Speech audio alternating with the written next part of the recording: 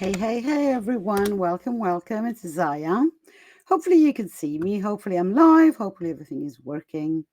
I've had the worst time with the tech tonight. So, I just hope everything is working. If it's not, I'll just go on and do the live anyway. And I'll put it back as a recording. Welcome. So, I was supposed to be joined by another one of the amazing speakers of Women Lighting the Way tonight, but guess what? Time zone mix up, and so she's not here, which, we'll reconvene.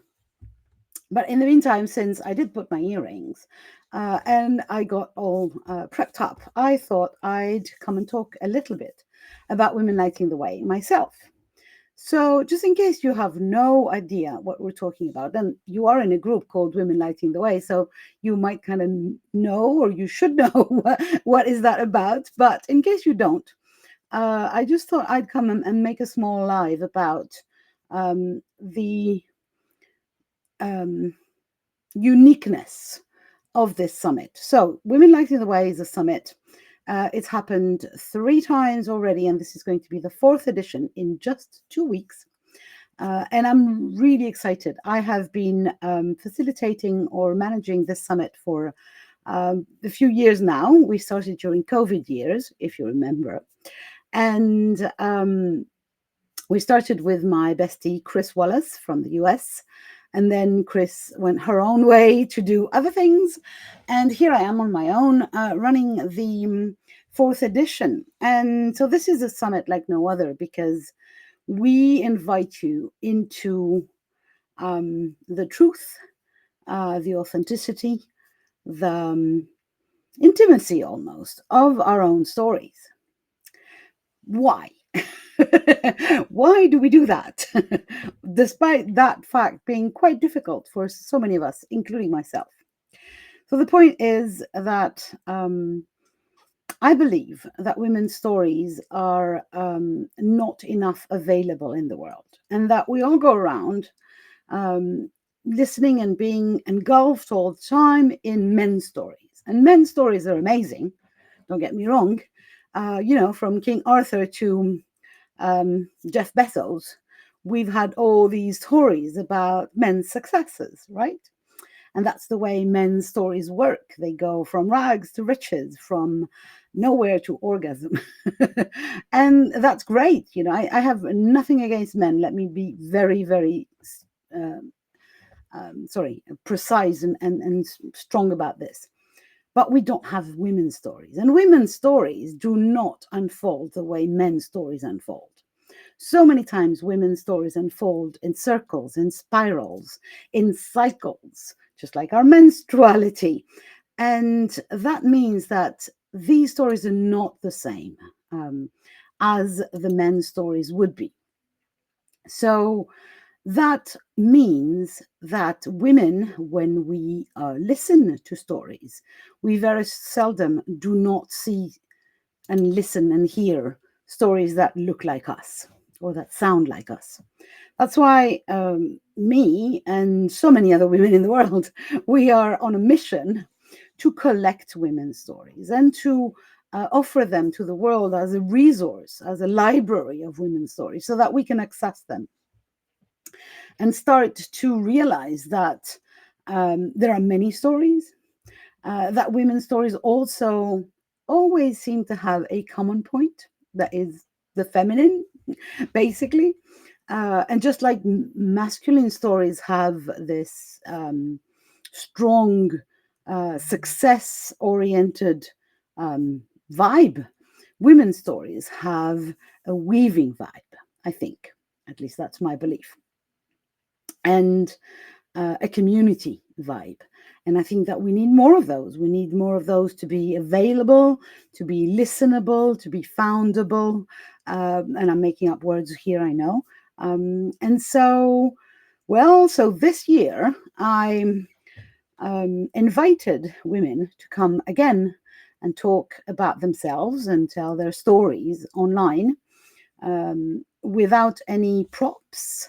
So no slides, no distractions, no interview. It's just one woman talking to a camera, aka to you, and telling her story, or the part of of her story that is relevant to her right now. And let me be specific: we all have more than one stories, men and women included. And I think men also need to listen to women's stories. So that's why this group, this Facebook group, is open to anyone basically who wants to listen to more women's stories. So I spread the invitation, and because I felt like it, because a couple of women had reached out to me and said, "Are you doing it again?" And it was amazing, the rapidity and the enthusiasm with which 24 women, 25 with myself, agreed to do this. And let me get blunt, it's a very, very difficult exercise, right? When you set up a camera, with or without preparation, doubts, notes, bullet points, and you are going to open up to parts of your story that might not be healed, that might not be pretty, that might not be politically correct, that might not be unharmful even to others who might listen. It's a difficult exercise. And as the organizer of this summit, I've had to do this exercise 4 times. There's a few alumna in this year's edition that also had to do this a few times. And we all agree, newbies and alumna, that it doesn't get easier. And before inviting you again to come and listen to these women, and I'm going to try and share the link for you to register. Oh, it doesn't work. Okay, so I'll share the link below at some point, hopefully. Let me try if I can do it here. Yeah, I think I can do it here. So this is the link where you can join us, buy a free ticket. But you don't say buy when it's free, but anyway. So it doesn't get easier. And I want to reiterate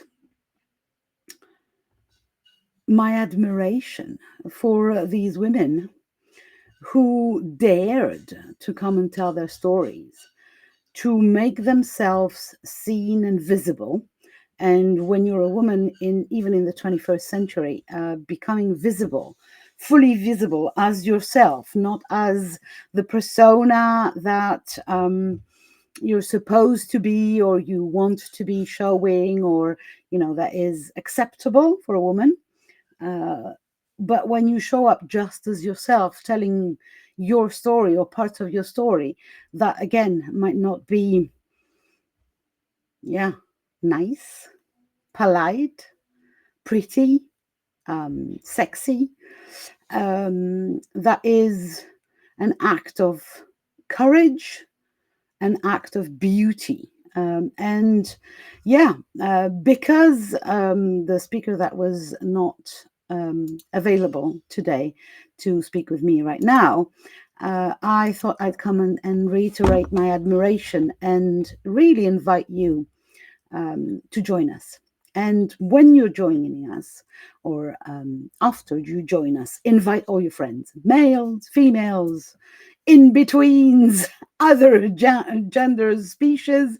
Invite your cat for that sake, because we all need to hear more stories that are not prettified or scenarized. Does that exist? Made into a nice scenario of success, where because now it's been okay to have how can I say that, to have stories that are beautiful, even if they start, there are accidents or there are difficult things, but then it ends up pretty and final. And I'm here to remind you that actually our stories never end. Maybe when we die, and though even then we're not sure, but our stories don't end. We're not in a movie. So when I come and tell you that bit of my story, it's that bit, and tomorrow something else happens. So this is an ongoing idea that, sorry, it's a very strong place for me of um, belief, faith, that we need those stories, and we need them imperfect, and we need them unfinished, and we need them still happening, basically. So that we can literally make friends with them, with our own stories. Anyway, so it's happening in 2 weeks. It's live, it's free, and it's amazing. You get a week to watch everything, because there's so many. Like, these women are just like amazing, and you won't want to miss any of it. There's freebies, there's offers, giveaways, you name it, but mostly there's stories that you're going to love. And then you can get to meet these women, and you get to remember that your story is just as important, just as beautiful, imperfectly unfinished as theirs is. Voila, that will be all for today. I will see you again. Bye for now.